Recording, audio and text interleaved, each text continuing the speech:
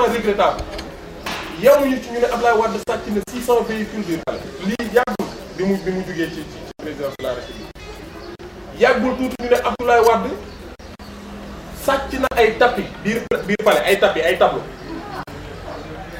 Macky Sall ak nguuram ñoo ko wax yàggul tuuti ñu wax ne Abdoulaye Wade ak waa këram détourné nañ 4000 milliards amendement soo ne 4000 milliards yi mi ngi ñu denc France ba fii may wax ak yow tëj nañ Karim Wade mënuñu justifier sans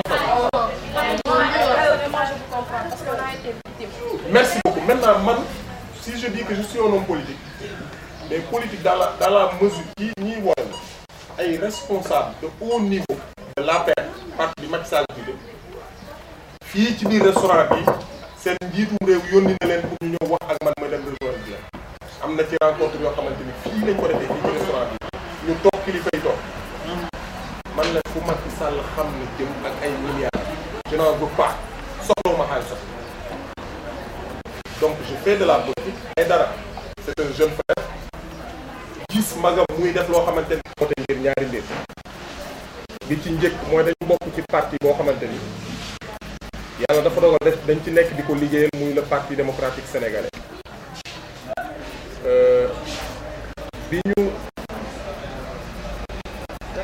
yàlla defee également ñu nekk opposition ak léegi yàlla def ay responsable yu bëri dem toog seen kër ñenn ñu nga xamante ni également Abdoulaye Wade joxoon na leen ay responsabilité defoon leen ministre wala mu defoon leen ay député ñenn ñi mu def leen PCA ñu yoroon ay responsabilité yoroon alal bu dul jeex bi kenn ku ci nekk da nga dem sa kër toog fa ñenn ñi dañu démissionné bàyyi parti bi dem seen yoon bi ñu toogee ba élection yi jàll parti bi yëngatuwul à Thiès man personnellement maa sol sama dàll dem seeti képp kuy responsable ci biir dëkk bi muy ci wàllu ndaw ñi comme ci wàllu adulte yi kenn ku ci nekk maa dem cee waxtaan ak yow fexe ba nga dellu si waat ci parti bi ñu dem ba tey jii parti bi neex a xool ma jàpp ne tey ci département wu Thiès rek laa ci département wu Thiès suñu fi doon tànn juróomi responsable ci département bu Thiès kenn mënu ma ci génn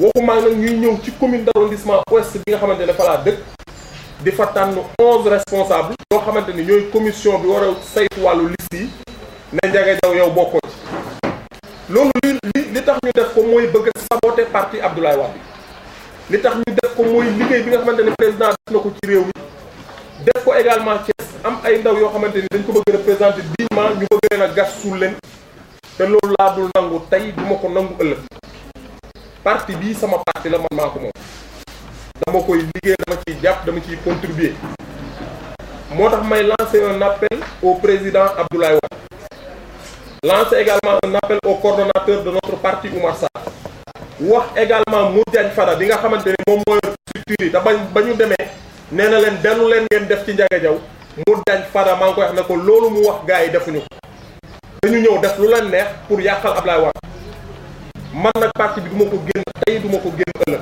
mais li ciy sama cër dinaa ko xeex ba jëlaat donc loolu moo tax ñu woote ndaje bi pour wax direction parti bi que ni Thiès ñu ngi fiy def loo xamante ni day yàqal parti bi man nag élection présidentielle du ma voter ku dul Abdoulaye Wade ak parti mais élection locale question de gox-goxaan la fi nga nekk dañ la fay jox sa cër suñu ko mënul nga seet ñeneen ñoo xam ne mën nga ànd ak ñoom pour am fa sa cër nga jël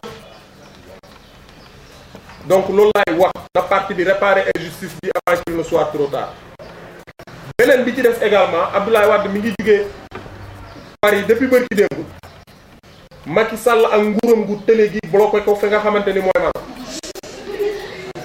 maa ngi wax Macky Sall ak nguuram ne leen su conférence de presse bii jeexee maa nga jëm Dakar soit dañuy bàyyi Abdoulaye Wade mu jugee Maroc ñëw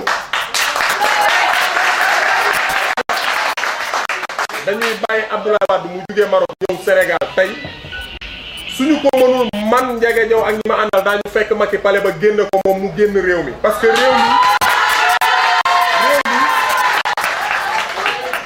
réew mi du moomeelu bàyyu Macky Sall du moomeelu ndeyu Macky Sall réew mi réewu sénégalais yépp la kenn ku ci nekk da nga am droit d'aller et de venir Abdoulaye Wade ancien chef d'état la Abdoulaye Wade dafa liggéey ci réew mi ay chef d'état yoo xamante ni dañu fi nekkoon nekk France di ñëw di dem te problème musu fi am Senghor ñëw na fi di dellu sans problème Abdou Diouf ñëw na fi di dellu sans problème léegi lan moo tax Abdoulaye Wade amul sañ-sañu duggaat ci biir réew mi parce que tout simplement yaakaar bi ñu defoon ci Macky Sall moo tas Macky Sall xam na ni liggéeyalul réew mi Macky Sall xam na ni tas na yaakaaru Sénégalais Macky Sall xam na ni chômage baa ngi yokk Macky Sall xam na ni l'insécurité gagne du terrain moo tax mu téye Abdoulaye Wade fee ca Maroc mais nag li may wax lu leer nañ la Abdoulaye Wade moom day fanaan si tey Sénégal wala Macky Sall moom bu fanaan tey Sénégal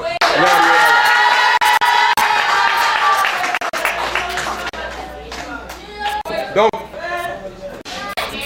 avant tout permettez-moi d'abord de remercier les journalistes, de remercier également l'assistance, l'ensemble des invités qui ont honoré de leur présence ici, je les remercie. J'ai convoqué cette conférence de presse parce que tout simplement j'ai constaté une injustice au niveau de notre parti. Depuis que nous sommes dans l'opposition, moi, Ndiaga Diaw, j'ai porté mes chaussures, j'ai rencontré l'ensemble des responsables du parti pour leur faire revenir au sein du PDS. Et les responsables de Thiès ne me démentiront pas. Au niveau des jeunes, l'ensemble des jeunes qui étaient restés chez eux, je les ai ramenés dans le parti. Aujourd'hui, il est anormal même de choisir 5 responsables du parti dans le département de Thiès. Je parle du département sans que Ndiaga Diaw en fait partie. Mais le pourquoi on choisit 11 personnes au niveau de la commune ouest et on écarte Ndiaga Diaw. S'il s'agit de mobiliser, c'est Ndiaga Diaw qui mobilise. S'il s'agit d'organiser des meetings, c'est Ndiaga Diaw qui organise des meetings. Mais le pourquoi? Parce que tout simplement, des gens mal intentionnés veulent saboter le parti d'Abdoulaye Wade. Ce que je n'accepterai jamais. Raison pour laquelle je lance un appel au président de la République, Maître Abdoulaye Wade. Je lance un appel au coordonnateur du parti Oumar Sarr, mais également au directeur des structures Mamadou Diagne Fada, qui lui-même a demandé à ces gens-là de m'ajouter dans la liste. Moi, si je ne dirige pas la liste, c'est par politesse et par compréhension. Je ne veux pas créer de problème au niveau du parti. C'est pourquoi je suis toujours derrière. En plus, je ne vis pas que de politique. J'ai mon métier. Le jour, j'aille travailler. Le soir, je mène mes activités politiques. Mais ces gens-là qui, de matin au soir, ne mènent que leurs activités politiques, ils peuvent même tuer des gens pour leurs intérêts personnels. Donc, je ne l'accepterai jamais. Au-delà de tout ça, il y a Maître Abdoulaye Wade qui, depuis 2 jours, est bloqué au Maroc. Parce que tout simplement, Macky Sall et son régime incapable, inefficace, inefficient, mafieux et dictatorial lui ont refusé, n'est-ce pas, d'accéder au Sénégal. Je dis au président Macky Sall qu'après cette conférence de presse, je ferai cap sur Dakar. Et si toutefois Abdoulaye Wade, si toutefois Macky Sall refuse que Abdoulaye Wade vienne passer la nuit aujourd'hui au Sénégal, lui, Macky Sall, il ne passera pas la nuit au Sénégal. J'irai moi-même au niveau de la présidence de la République pour déloger Macky Sall et son régime. Qu'il quitte ce pays parce qu'il n'a pas plus de droits qu'Abdoulaye Wade dans ce pays. Abdoulaye Wade a tout fait pour ce pays. Abdoulaye Wade a construit ce pays. Maintenant, ceux qui disent que Wade s'il vient, on va rendre ce pays ingouvernable, on va brûler des pneus, on va saccager des édifices publics. Je leur dis d'arrêter. Ce pays qu'Abdoulaye Wade a construit, ce ne sont pas ces militants qui vont saccager des édifices publics. Parce que ces infrastructures, c'est Abdoulaye Wade. Ces routes, c'est Abdoulaye Wade. Donc on ne va pas, nous militants du parti, un vrai militant du parti ne brûlera jamais des fleurs ici. Un vrai militant du parti ne va jamais saccager des édifices publics. Donc que ces gens-là arrêtent. Macky Sall a toujours commis des actes de vandalisme dans ce pays. Macky Sall a voté à Fatick sans carte d'identité. Il a défoncé une porte. Il a défoncé une porte de bureau de vote pour voter sans carte d'identité. Macky Sall l'a fait ici.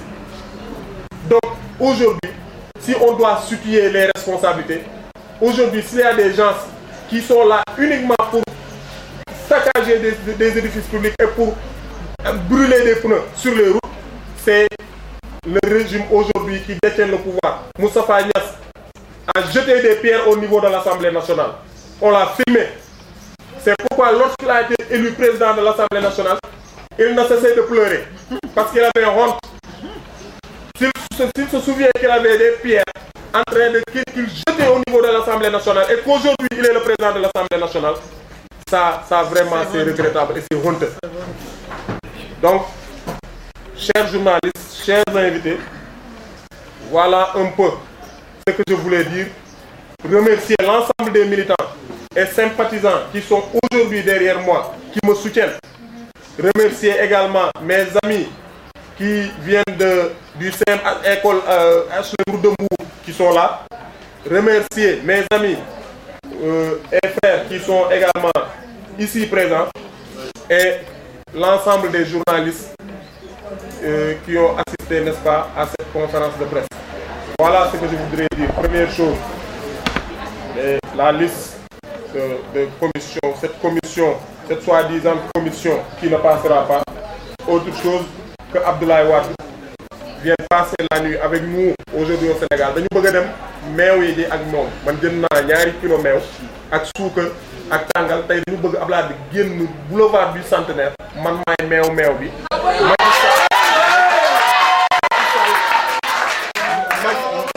Macky Sall ak nguuram suñu bëggee fanaan tey ci réew mi na Abdoulaye Wade fanaan suñu fanaan si wul ci réew mi ah Macky day ñëw ci réew mi maa ngi leen di remercier. Une question. Voilà. Moi, je l'ai dit, ma position serait très simple. Il y a des gens aujourd'hui qui se sont organisés en mouvement citoyen. Il y a des listes citoyennes à Thiès. Des élections locales, c'est des questions de localité. Moi, au niveau de ma localité, y compris l'imam, le chef de quartier, y compris également les femmes et les jeunes, m'ont investi il y a de cela 1 an. Ils ont dit que vous êtes notre candidat. Maintenant, par discipline du parti, moi je ne veux pas violer les règles du parti. Je dis que je suis un militant discipliné, j'attends que le parti décide. Si le parti dit que Ndiaga, vous êtes le candidat du parti, mais j'assume mes responsabilités et je mène ma campagne. Si le parti dit que Julo, vous êtes le candidat du parti, je me mets derrière Julo. Voilà ce qu'un militant discipliné fait. Mais, si on retourne un peu en arrière, lorsqu'on nous a battus en 2012, le premier meeting qui a été organisé à Thiès, c'est moi qui l'ai fait, ici à la cité Ousmane Sonko. J'ai invité le comité directeur, mon frère Baragay, qui était à l'époque responsable des jeunes, était là. Bachir Diawara, ancien chef de cabinet du ministre d'État Karim Wade, était présent. Mon frère, qui jusque-là me soutient, Mohamed Lamine Massali, qui lui-même a dit que si Ndiaga ne figure pas sur cette liste, moi je quitte la liste. Lui, Massali, il a dit. Massali, il a dit à ces gens-là que si vous ne mettez pas Ndiaga Diaw, moi je ne serai pas sur cette liste. Vous pouvez barrer mon nom. Parce que c'est amener le parti à genoux. Maintenant, quelqu'un comme Capitaine Niang, qui est un doyen, qui on pensait qu'il allait fédérer toutes les forces, on pensait qu'il allait rassembler, c'est lui qui divise aujourd'hui le parti. Parce que c'est lui qui a donné les noms. Le directeur des structures lui dit faut mettre Ndiaga Diaw et il persiste. Maintenant, d'ici les élections locales, je ne vais pas quitter le parti parce que ce parti m'appartient. Je le prends comme une patrimoine. Moi, le Parti démocratique sénégalais, c'est mon parti. Je vais continuer à me battre au sein du parti. Mais, concernant les élections locales, je peux ne pas y aller avec le parti. Parce qu'il y a d'autres listes. Mais j'écarte toute alliance avec Macky Sall et son régime. Sauf Macky et son régime. Voilà.